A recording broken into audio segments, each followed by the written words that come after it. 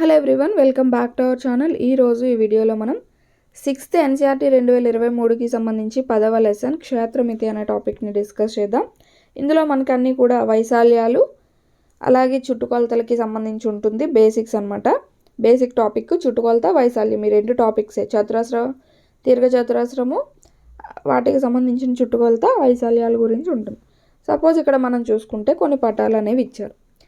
ఈ పటాల చుట్టూ అంటే మనకి ఈ పటాల చుట్టూ ఏదైతే మనకి గీతలు ఉన్నాయో, ఇప్పుడు సపోజ్ ఇది ఒక రేఖాఖండం అనుకుంటే ఇది ఇలా, ఈ రేఖాఖండం అనుకుంటే ఇలా. సో ఇది కూడా మొత్తం ఈ విధంగా.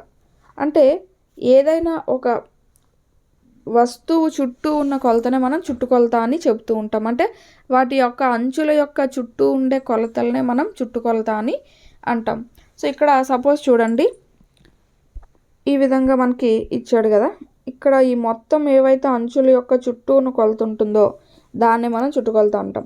అయితే ఇక్కడ ఈజీగానే మనం కనిపెట్టవచ్చు. మరి ఇక్కడ సో ఈ చుట్టూ ఉన్న ఏదైతే అంచు ఉన్నదో ఆ అంచు యొక్క కొలతని మనం చుట్టుకొలత అని చెప్తూ ఉంటాం. సపోజ్ ఇక్కడ చూడండి, ఎస్ నుంచి స్టార్ట్ చేసి అంచుల వెంబడి వెళ్ళి మనం ఎస్ దగ్గరకు వస్తాం. సో ఇదంతా దాని చుట్టుకొలత అవుతుంది. అలాగే ఇది కూడా షేప్ ఏ విధంగా ఉన్నా సరే మనకి ఆ యొక్క చుట్టూ ఉన్న అంచుల యొక్క కొలతనే మనం చుట్టుకొలత అని చెప్తూ ఉంటాము. సో ఇక్కడ ఇచ్చిన డెఫినేషన్ కనుక చూసుకుంటే, చుట్టుకొలత అనగా సంవృత పటం యొక్క సరిహద్దు వెంబడి ఒకసారి పూర్తిగా తిరగడానికి ప్రయాణించిన దూరం. అంటే ఒకసారి పూర్తిగా తిరగడానికి ప్రయాణించిన దూరాన్ని చుట్టుకొలత అంటాం. అయితే అది సంవృత పటం అయి ఉండాలి, అంటే క్లోజ్డ్ ఫిగర్ అయి ఉండాలి. ఏ షేప్లో అయినా ఉండొచ్చు కానీ క్లోజ్డ్ ఫిగర్ అయి ఉండాలన్నమాట. ఇక్కడ చూడండి, సపోజ్ మనకి ఎగ్జాంపుల్ ఇచ్చాడు. అంటే ఒక బల్ల ఇచ్చి ఆ బల్ల చుట్టూ ఉన్న కొలతని కొలిచి రాయమన్నాడు అనమాట. నెక్స్ట్ మనం చూసుకుంటే ఇవన్నీ ఎగ్జాంపుల్స్ ఇక్కడ నుంచి చూద్దాం. కొలతలు ఇచ్చాడు కాబట్టి ఇక్కడ 10, 40 అంటే మొత్తం కలిపేయాలన్నమాట. 10 + 40 ప్లస్ ఇక్కడ ఒక 10 ప్లస్ ఇక్కడ ఒక 40 కలిపేస్తే 50 + 50 అనేది అవుతుంది. = 100. సో 100 సెంటీమీటర్స్ అనేవి అవుతాయి. ఈ విధంగా మనకి మొత్తం కొలతను కలిపేస్తే 100 సెంటీమీటర్స్ వచ్చాయి. అంటే దీని ఏ యొక్క చుట్టుకొలత ఎంత అంటే 100 సెంటీమీటర్స్. అలాగే ఇక్కడ బి యొక్క చుట్టుకొలత కనుక చూసుకుంటే అన్నీ కూడా సమానం. అంటే ఇది ఒక చతురస్రం. చతురస్రంలో అన్ని భుజాలు సమానం కాబట్టి 1, 2, 3, 4 ఇంటూ ఇక్కడ ఎంత 5 సెంటీమీటర్స్ ఉంది కాబట్టి 5 అంటే 4, 5, 20. అలా కాకుండా మీరు 5 + 5 + 5 + 5 అని చేసిన చుట్టూ ఉన్న కొలతను కలిపినా అంతే వస్తుంది మీకు. నెక్స్ట్ ఇక్కడ చూడండి, ఇది 1 సెంటీమీటర్. 1 + 3 4, 4 + 3 7, 7 + 1 8, 8 + 3 11, 11 + 3 14, +1 15, +3 18, +3 21, 22, 25, 28. సో మొత్తంగా 28 సెంటీమీటర్లు అనేవి అవుతాయి. అంటే మొత్తంగా ఉన్న కొలతల్ని కొలిచేయడమే. అలాగే ఇక్కడ కూడా చూసుకుంటే 80 + 100 + 120 + 60 + 45 + 90. సో ఇవన్నీ కలిపేస్తే మనకి దాని యొక్క చుట్టుకొలత అనేది రావడం జరుగుతుంది. అయితే దీర్ఘచతురస్రం యొక్క చుట్టుకొలత కనుక చూసుకుంటే, దీర్ఘచతురస్రంలో మనకి తెలుసు ఎదురెదురు భుజాలు అనేవి సమానంగా ఉంటాయి కాబట్టి ఇప్పుడు చూడండి, 15 + 15 + 9 + 9 అనేది ఇచ్చాడు. సో 9 + 9 అనేది ఇచ్చాడు కాబట్టి ఇప్పుడు ఇక్కడ 2 15లు 2 9లు ఉన్నాయి. 2 అనేది కామన్ తీశారు అనుకోండి. సో 2 అనేది కామన్ తీస్తే ఇక్కడ 15 + 9 అనేది ఉంటుంది. సో 2 ఇంటూ ఇక్కడ ఈ బ్రాకెట్ అనేది దేని తెలియజేస్తుంది అంటే ఇంటూని తెలియజేస్తుంది అనమాట. ఇక్కడ మళ్ళీ ఇక్కడ 2తో మనం ఇంటూ చేయాలి, అంతేగాని ఏం లేదు కదా అని ప్లస్ చేయకూడదు.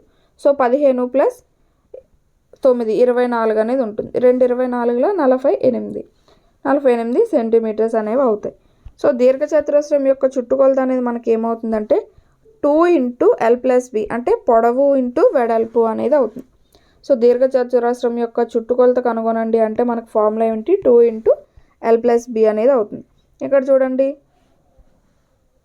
చుట్టూ 3 మీటర్ల పొడవు 2 మీటర్ల వెడల్పు అట. 3 మీటర్ల పొడవు 2 మీటర్ల వెడల్పు అంటే L = 3, B = 2. ఇప్పుడు మనకేమన్నాడు, దీర్ఘచతురస్రాకార చుట్టుకొలత కొనుక్కోమన్నాడు అనమాట. సో ఫార్ములా ఏంటి, 2 × L + B కదా. 2 × L అంటే ఎంత 3, B అంటే 2. సో 2 × 3 + 2 ఎంత 5, 2 5 10. సో 10 సెంటీమీటర్లు అనేది అవసరమని ఇది అవుతుంది ఆ లేస్కి సంబంధించి. సారీ మీటర్స్లో ఇచ్చాడు కాబట్టి మీటర్స్ రాయాలి. అక్కడ ఏ యూనిట్స్ అయితే ఇస్తే ఆ యూనిట్సే మనం రాయాలి. నెక్స్ట్ ఒక అథ్లెట్ 50 మీటర్ల పొడవు అంటే L = 50, 25 మీటర్ల వెడల్పు 25 B వెడల్పు ఇచ్చారు. మొత్తం దీర్ఘచతురస్రాకార పార్క్లో ఇలా దీర్ఘచతురస్రాకార ఒక పార్క్ ఉందట, దాని చుట్టూ 10 సార్లు తిరిగాడట. సో అతను మొత్తం తిరిగిన దూరం ఎంత అని అన్నాడు. మనకి ఒకసారి కనుక్కుంటే చుట్టుకొలత అనేది వచ్చేస్తుంది. సో 10 అన్నాడు కాబట్టి 10 సార్లు తిరిగాడు అన్నాడు కాబట్టి ఆ చుట్టుకొలతని ఇంటూ 10 అనేది మనం చేస్తాం. ఇక్కడ ఇచ్చాడు ఆల్రెడీ చూడండి. 2 × L + B కదా ఫార్ములా. 2 × 50 + 25, 50 + 25 75 కదా. 2 × 75 150 మీటర్స్ అంటే ఒకసారి మొత్తంగా తిరిగితే 150 మీటర్స్ అనమాట. అక్కడ ఏమన్నారు 10 సార్లు తిరిగారు అన్నారు కాబట్టి ఇంటూ 10 చేస్తామంటే 1500 మీటర్లు వాళ్ళు తిరిగారు. నెక్స్ట్ సేమ్ ఇది కూడా అంతే, దీర్ఘచతురస్రాకార చుట్టుకొలతలే, వాటిని మీరు చేయండి సేమ్ ఎగ్జాంపుల్స్ కాబట్టి. నెక్స్ట్ క్రమ ఆకారాల చుట్టుకొలత. క్రమ ఆకారాల చుట్టుకొలత అంటే ఇక్కడ మనకి స్క్వేర్కి వస్తుంది, చతురస్రంకి వస్తుంది అనమాట. చతురస్రంలో కనుక చూసుకుంటే అన్ని భుజాలు సమానంగా ఉంటాయి. సో 4 భుజాలు సమానం కాబట్టి 1 ఇక్కడ చూడండి 1 + 1 + 1 + 1 అంటే 4 భుజాలు సమానంగా ఉన్నాయి. సో ఇప్పుడు దీని యొక్క చుట్టుకొలత మనకు కావాలి అనుకుంటే 4 × ఏమవుతుంది భుజం పొడవు అనేది అవుతుంది. 4 × భుజం పొడవు, ఎందుకంటే 4 భుజాలు సమానం కాబట్టి 4 × భుజం పొడవు అనేది అవుతుంది. సో భుజం పొడవు సపోజ్ A అనుకున్నారనుకోండి, 4 × A అనేది అవుతుంది, అంటే 4A అనేది అవుతుంది. సో చతురస్రం యొక్క చుట్టుకొలత ఏమవుతుంది 4A అనేది అవుతుంది. దీర్ఘచతురస్రం యొక్క చుట్టుకొలత ఏమవుతుంది 2 × L + B అనేది అవుతుంది. సో ఇక్కడ ఎగ్జాంపుల్ ఇచ్చారు. అలాగే ఒకవేళ త్రిభుజం యొక్క అంటే సమబాహు త్రిభుజం, 3 భుజాలు ఈక్వల్గా, సమబాహు త్రిభుజం అంటే 3 భుజాలు సమానంగా ఉండాలి కదా. సో ఇక్కడ 3 భుజాలు సమానంగా ఉన్న త్రిభుజం యొక్క చుట్టుకొలత మనకి కావాలి అనుకుంటే 3 × A అనేది అవుతుంది. 3 భుజాలు సమానం కదా, 3A అనేది అవుతుందన్నమాట. సో ఒకవేళ 5 భుజాలు సమానంగా ఉన్న పంచభుజి యొక్క చుట్టుకొలత మనకు కావాలి అంటే 5A అనేది అవుతుంది. అక్కడ మనకి ఎన్ని భుజాలు అయితే అవన్నీ కూడా అంటే సమానంగా ఉండాలన్నమాట. ఆ భుజాలన్నీ కూడా సమానంగా ఉంటాయి. నెక్స్ట్ ఎగ్జాంపుల్ ఇక్కడ ఇచ్చారు చూడండి. 70 మీటర్ల పొడవట ఒక చతురస్రాకారంలో 3 భ్రమణాలు తిరిగినట్లయితే మొత్తం ఎంత దూరం కవర్ చేశారో అని అడుగుతున్నారు. సో 4 × భుజం అంటే 4A కదా, 4 × భుజం ఇక్కడ A ఎంత 70 మీటర్లు, 4 × 70 280 మీటర్స్ అనేది అవుతుంది. సో 3 సార్లు తిరిగాడు అన్నాడు కాబట్టి ఒకసారికి మనకు కొలత ఎంత వచ్చింది 280. 3 సార్లు అన్నాడు కాబట్టి ఇంటూ 3 అనేది చేస్తాం. సో 840 మీటర్స్ అనేది వస్తుంది. ఇక్కడ మనకి చతురస్రం 75 మీటర్ల భుజంగల చతురస్రాకార పొలం చుట్టూ పరిగెత్తిందట. బాబు 160 మీటర్ల పొడవు 105 మీటర్ల వెడల్పు గల దీర్ఘచతురస్రాకార పొలం చుట్టూ పరిగెట్టాడట. అయితే ఎవరు ఎక్కువ దూరాన్ని పరిగెట్టారో అంటున్నారు. రెండిట్ల యొక్క చుట్టుకొలత కనుక్కుంటే సరిపోతుంది. సో ఇక్కడ చతురస్రం అన్నాడు, 75 అని A ఇచ్చాడు. సో 4A ఎంత అవుతుంది 300 మీటర్లు. ఇక్కడ LB ఇచ్చాడు, 2 × L + B వేసుకుంటే 530 మీటర్లు. సో ఇక్కడ ఎవరు ఎక్కువ పరిగెట్టారు, బాబు ఎక్కువ దూరం పరిగెట్టాడు. సో ఎంత ఎక్కువ దూరం అంటే 230 మీటర్లు ఎక్కువ దూరాన్ని ప్రయాణించాడు అనమాట. సో ఇది కూడా మనకి ఎగ్జాంపుల్సే. ఎక్సర్సైజ్ 1 చూద్దాము 10.1. మనకి ఇక్కడ చూసుకుంటే మొత్తం చుట్టుకొలతలు కనుక్కోమన్నాడు. 4 + 2 + 1 + 5 సో 9 10 12 సో 12 సెంటీమీటర్స్ అనేది అవుతుంది. ఇక్కడ చూసుకుంటే 23 35 35 40 సో 10 13 1 5 6 7 సో 13 133 సెంటీమీటర్లు అనేది అవుతుంది. అలాగే ఇక్కడ చూసుకుంటే 4 భుజాలు సమానంగా ఉన్నాయి. సో 4 భుజాలు సమానంగా ఉన్నాయి కాబట్టి 4 ఇంటూ 4 సైడ్స్ ఉన్నాయి కాబట్టి 4 ఇంటూ 15 చేస్తే మనకు వచ్చేస్తుంది అంటే 60 సెంటీమీటర్స్. ఇక్కడ కూడా మనకి సమానంగా ఉన్నాయి. 1 2 3 4 5 5 భుజాలు సమానంగా ఉన్నాయి. ఇంటూ భుజం ఎంత 4, 5 4 20 సెంటీమీటర్లు. ఈ విధంగా మనం అయితే రాసుకోవచ్చు మొత్తం కూడా. నెక్స్ట్ చూసుకుంటే భుజాలు 40 సెంటీమీటర్లు 10 సెంటీమీటర్లు ఉండే దీర్ఘచతురస్రాకార పెట్టె యొక్క మూత చుట్టూ టేప్ చుట్టుటకు అవసరమైన టేప్ యొక్క పొడవు. అంటే ఇలాగే అడుగుతారు, చుట్టుకొలత అని డైరెక్ట్గా అడగరు. టేప్ చుట్టుటకు పొడవు ఎంత ఇలా అనమాట, అంటే చుట్టూ ఉన్న కొలత అని. So L into 2 into L plus B కదా, 2 into 50 is equal to 100 centimetres. 100 సెంటీమీటర్స్నే మనం 1 మీటర్ అని కూడా అంటాం కాబట్టి 1 మీటర్ అయినా అనొచ్చు, లేదా 100 సెంటీమీటర్స్. ఒక టేబుల్ పై భాగం 2 మీటర్లు 25 సెంటీమీటర్లు ఇంటూ 1 మీటర్ 50 సెంటీమీటర్ల కొలతను కలిగి ఉందట.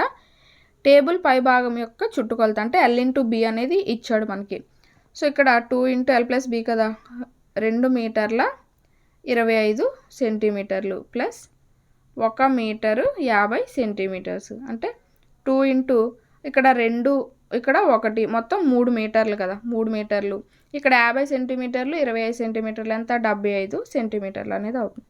సో ఇప్పుడు ఇంటూ కనుక చేసినట్టయితే ఇంటూ 2తో మనం చేస్తాము. సో 2తో చేసినట్టయితే మనకి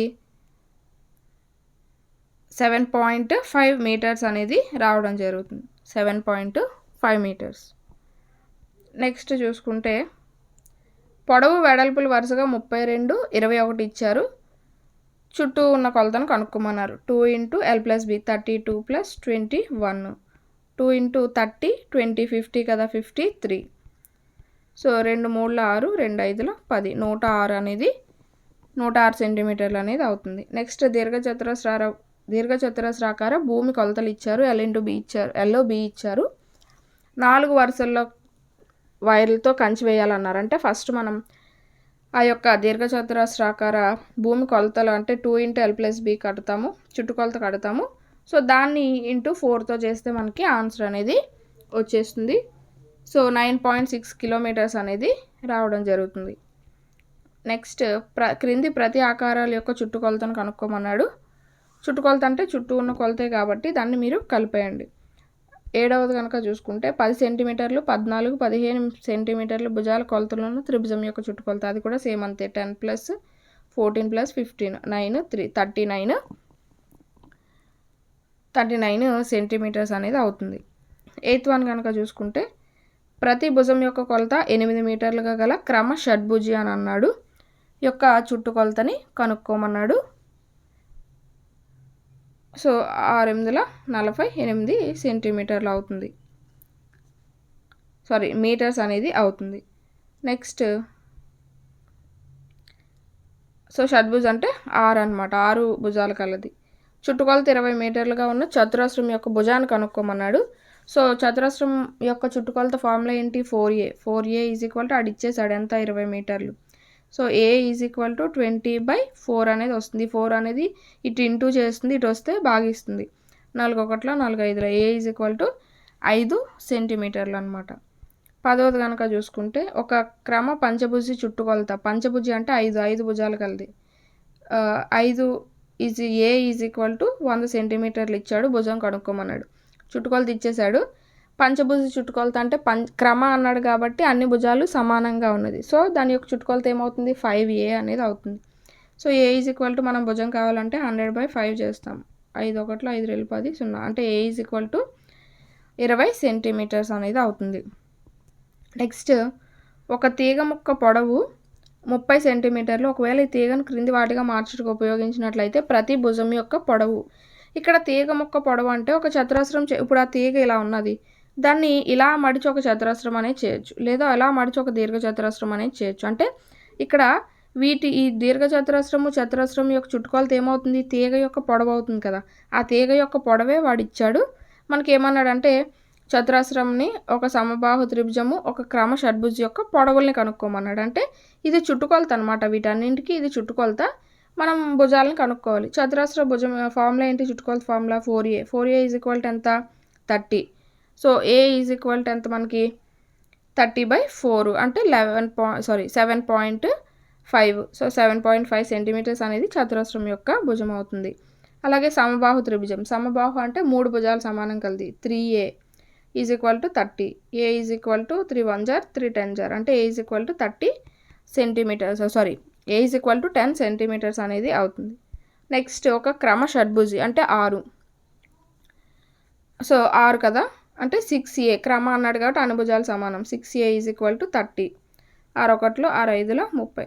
a is equal to 5 centimetres అనేది అవుతుంది. నెక్స్ట్ 12 కనుక చూసుకుంటే ఒక త్రిభుజం యొక్క 2 భుజాలు 12 + 12 ఇచ్చాడు మరియు 14 సెంటీమీటర్లు. త్రిభుజం యొక్క చుట్టుకొలత ఇచ్చాడు. మూడో భుజాలను కనుక్కోమన్నాడు. 2 భుజాలు ఇచ్చేసాడు 12 + 14.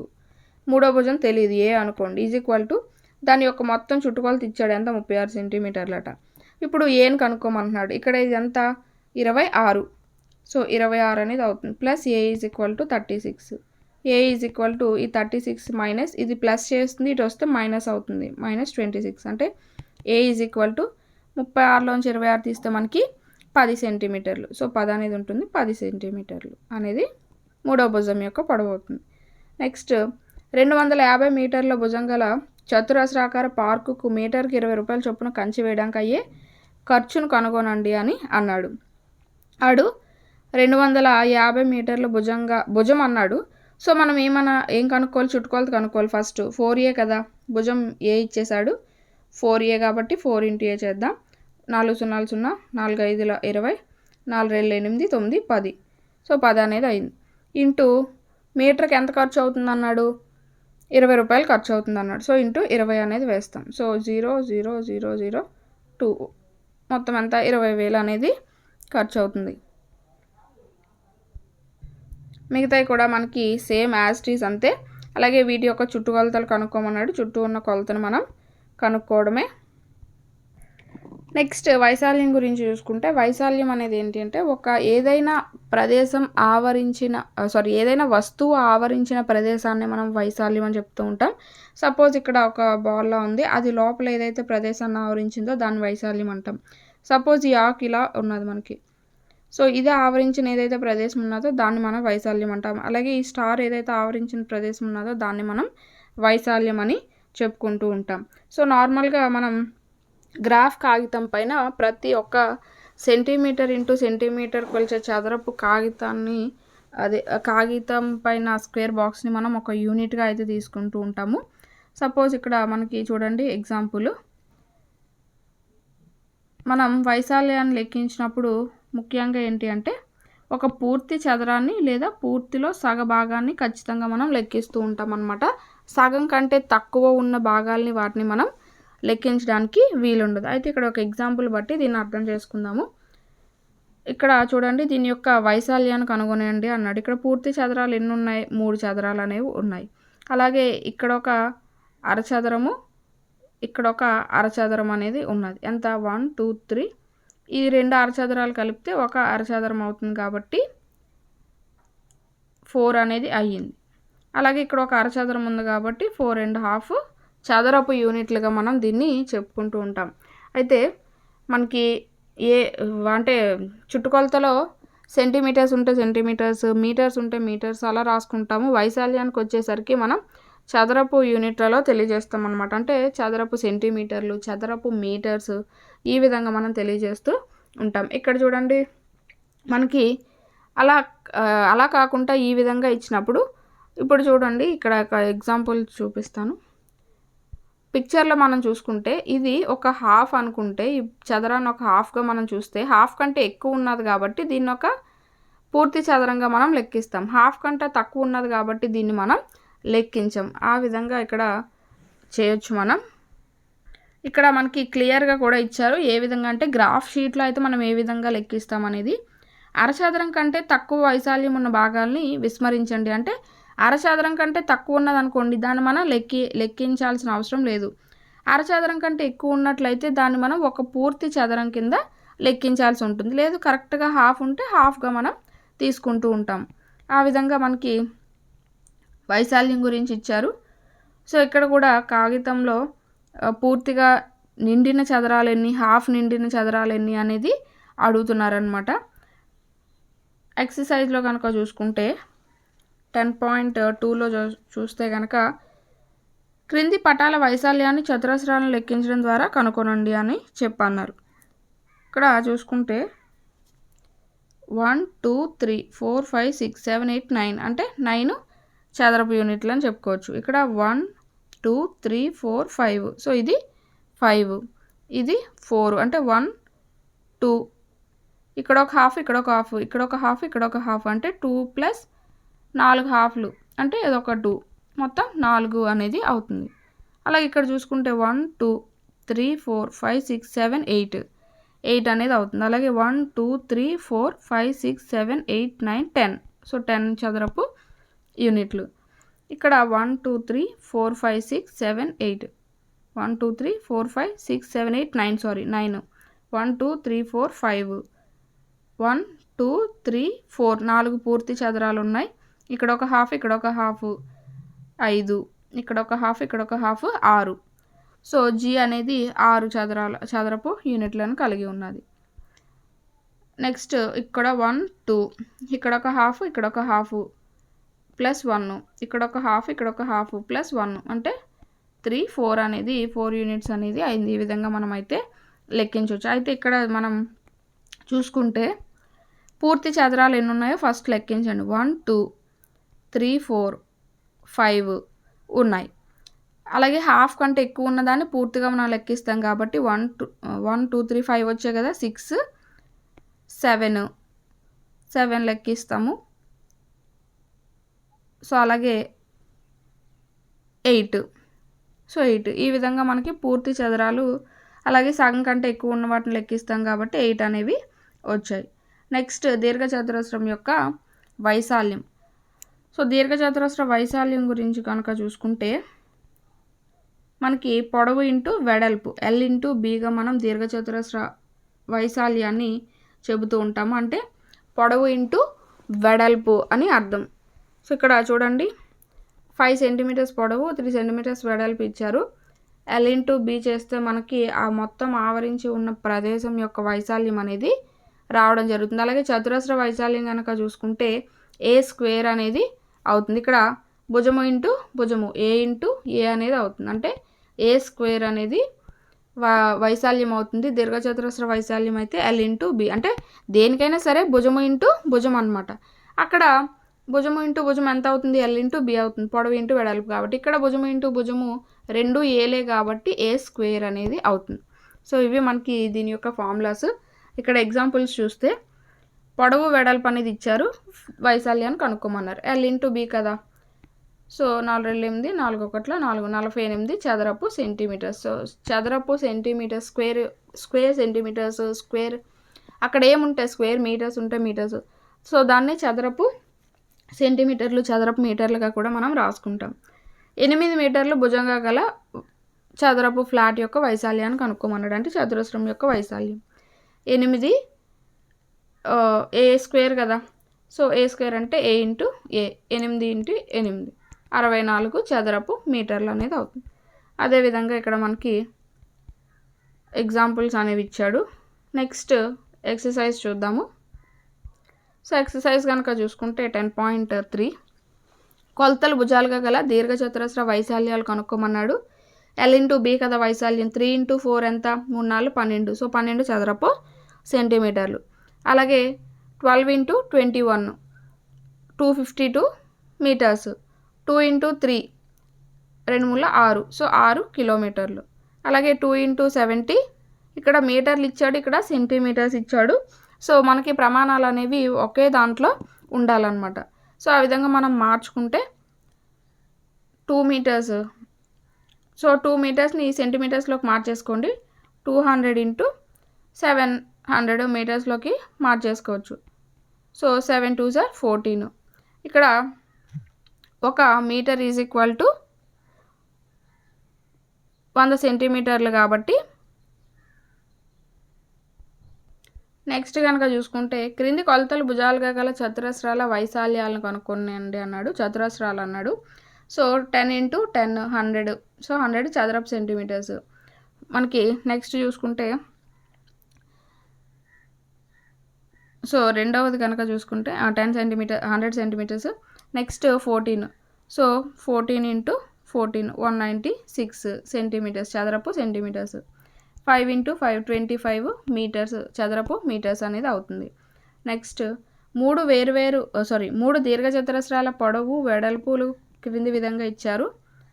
వీటిలో ఏది అత్యధిక వైశాల్యం కలిగి ఉంది మరి ఏది అత్యల్ప వైశాల్యం కలిగి ఉందని అడుగుతున్నారు. అంటే వైశాల్యం కనుక్కోవాలి.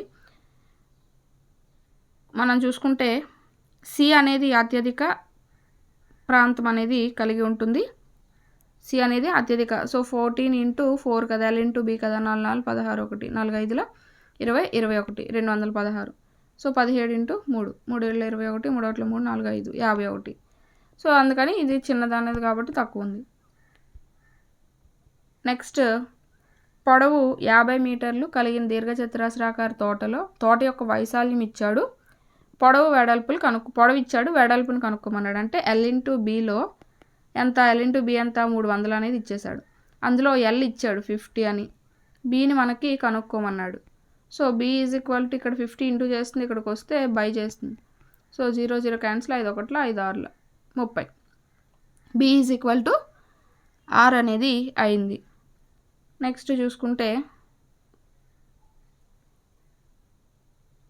5వది చదరపు మీటర్కి 8 చొప్పున పొడవు 500 వెడల్పు 200 మీటర్ కలిగిన దీర్ఘచతురస్రాకార భూమిని టైలింగ్ చేయడానికి అయ్యే ఖర్చు. అంటే ఫస్ట్ వైశాల్యం కనుక్కోవాలి మనం. సో L × B కదా, 500 × 200 0 0 0 0 5 2s 10. ఇంత ఖర్చు అయింది. మనకి 8 రూపాయలు చొప్పున అన్నాడు కాబట్టి 1 2 3 4 5 8 1s 8. సో మనకి ఎంత ఖర్చు అవుతుంది?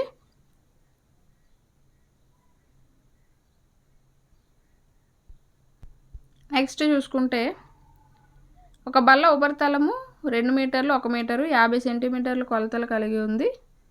దాని వైశాల్యం చదరపు మీటర్లలో. సో మీటర్లలో అడిగాడు. 6వది కనుక మనం చూసుకుంటే L × B అనేది ఇచ్చాడు. సో ఇక్కడ 2 అనేది 2 × 1 మీటరు 50 సెంటీమీటర్స్ అన్నాడు. సో మొత్తాన్ని మనం మీటర్స్లోకి మార్చుకోండి, లేదంటే దీన్ని కూడా సెంటీమీటర్స్లోకి ఫస్ట్ మార్చి తర్వాత మీటర్స్లోకి మార్చుకోండి. సో 200 మీటర్ కదా, సెంటీమీటర్లోకి మార్చుకుందాం. ఇది 150 మీటర్లు 150 సెంటీమీటర్లు అనేది అవుతుంది. సో ఇప్పుడు ఇంటూ చేస్తాం. లేదు అంటే కనుక వీటినే మీటర్స్లోకి మార్చేసుకోండి. సో 2 మీటర్స్ × 50 సెంటీమీటర్స్ని మీటర్స్లోకి మార్చుకుంటే 50/100 అనేది అవుతుంది. 0 0 పోయినా 0.5 అనేది ఉంటుంది. ఆల్రెడీ ఇక్కడ 1 మీటర్ ఉంది కాబట్టి 1.5 అనేది అవుతుంది. సో 1.5. మనకి ఏమని అడిగాడు? వైశాల్యం అడిగాడు. L × B చేస్తే 2 × 1.5 ఎంత అవుతుంది? 3 అవుతుంది. సో 3 మీటర్స్ అనేది వైశాల్యం అవుతుంది. నెక్స్ట్ 7వది కనుక చూసుకుంటే ఒక గది 4 మీటర్ల పొడవు 3 మీటర్ల 50 సెంటీమీటర్ల వెడల్పు ఉందట. గది యొక్క నేలను కప్పడానికి ఎన్ని చదరపు మీటర్ల కార్పెట్ అవసరం అని అడుగుతున్నాడు.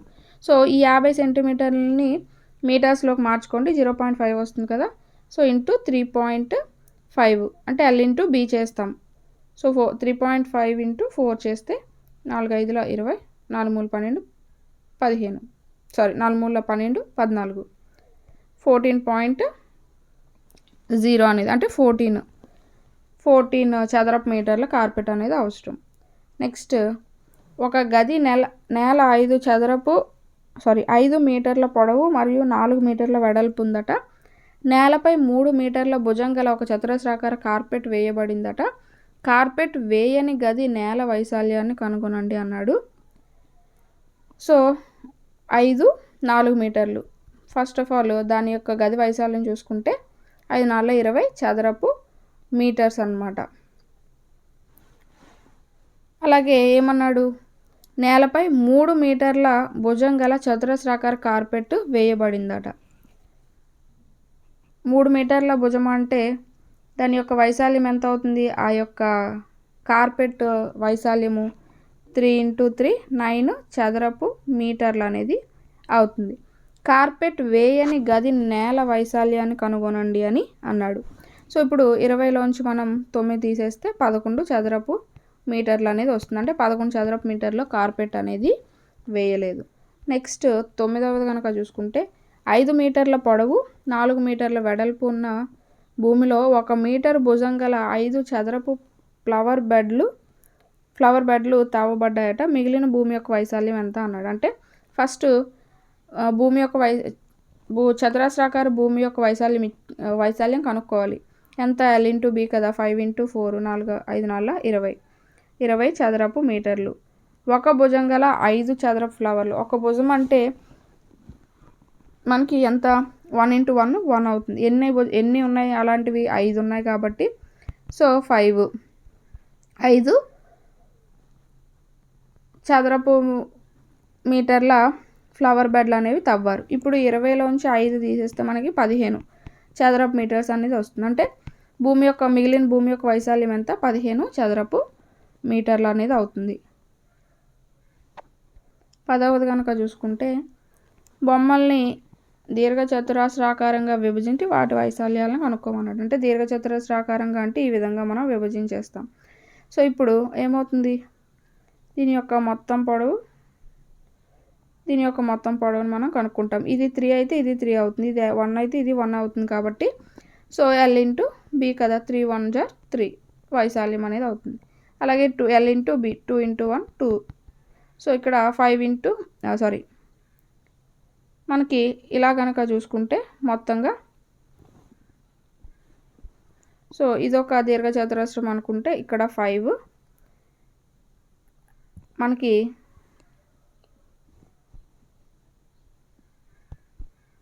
ఇలా మనం తీసుకుందాము. ఇలా కనుక తీసుకున్నారనుకోండి, ఇది మొత్తం 5 కదా, ఇది 3 కాబట్టి ఇక్కడ మనకి ఇది మొత్తం 3 అవుతుంది. ఇక్కడ ఈ చిన్నది 2 అవుతే ఇది 1 అవుతుంది కదా, అంటే ఇక్కడ ఇది మనకి 3 అవుతుంది, ఇది 1 అవుతుంది. సో 3 × 1 3. ఈ విధంగా మనకి దీర్ఘచతురస్రాకారంగా విడదీసి కనుక్కోమన్నాడు. నెక్స్ట్ కనుక చూసుకుంటే 11వది క్రింది ఆకారాలను దీర్ఘచతురస్రాలుగా విభజించి వాటి వైశాల్యాన్ని కనుగొనండి అన్నాడు. సో ఇది కూడా సేమ్ అంతే, ఇలా దీర్ఘచతురస్రాకాలుగా విడదీస్తాం. 10 × 2 ఎంత? 20. అలాగే ఇక్కడ మనం చూసుకుంటే 10 × 2 20గా మనం చెప్పుకోవచ్చు. 10 × 2 అవ్వదు, 12 × 2 అవుతుంది. 24 సెంటీమీటర్ చదరపు సెంటీమీటర్లుగా. సపోజ్ ఇక్కడ ఉన్నది అనుకుంటే 5 × 1 ఎంత అవుతుంది? 5 చదరపు సెంటీమీటర్స్ అనేది అవుతుంది. అలాగే ఒకవేళ ఇలా ఈ దీర్ఘచతురస్రాకారంగా కనుక తీసుకుంటే ఇది మొత్తం ఎంత మనకి? 4 1 5 కదా, ఇక్కడ ఒక 1. సో ఇది మొత్తం 5 అవుతుంది, ఇక్కడ 1 ఉంటుంది. 5 × 1 5 చదరపు సెంటీమీటర్స్ అవుతుంది. అలా మనం తీసుకోవచ్చు. నెక్స్ట్ క్రింది పొడవు వెడల్పు గల దీర్ఘచతురస్రాకార ప్రాంతాన్ని పూర్తిగా పరచడానికి 12 సెంటీమీటర్లు 5 సెంటీమీటర్ల పొడవు వెడల్పులు వరుసగా గల ఎన్ని టైల్స్ అవసరం అవుతాయి అని అడుగుతున్నారు. సో ఇక్కడ ఫస్ట్ ఆఫ్ ఆల్ మనం క్రింది పొడవు వెడల్పులు గల దీర్ఘచతురస్రాకార ప్రాంతాన్ని పూర్తిగా పరచడానికి 12 సెంటీమీటర్లు మరియు 5 సెంటీమీటర్ల పొడవు వెడల్పులు వరుసగా గల ఎన్ని టైల్స్ అవసరం అవుతాయి అంటున్నారు. ఫస్ట్ మనం దీని యొక్క దీర్ఘచతురస్రాకార వైశాల్యం కడతామంటే 100 × 144 అనేది చేస్తాము. ఇప్పుడు దాంతో దీని యొక్క వైశాల్యం అనేది కనుక్కుంటాం కదా. సో 144 × 100 అనుకో, 0 0 0 0 0 0 144 అంటే 14400 అనేది వస్తుంది. ఇప్పుడు దీని యొక్క 12 × 5 యొక్క వైశాల్యం అనేది మనం కనుక్కుంటాం. ఆ టైల్స్ యొక్క వైశాల్యం అనేది కనుక్కుంటాం. సో 5 12 60 అనేది వస్తుంది. ఇప్పుడు ఏమన్నాడు? పరచడానికి ఎన్ని టైల్స్ అవసరం అవుతాయి అని అన్నాడు. సో 14400/60 అనేది చేస్తాం. 0 0 క్యాన్సిల్ అయిపోతుంది. మనం కనుక చేస్తే 6 12 2 ఉంటుంది, 6 4 24.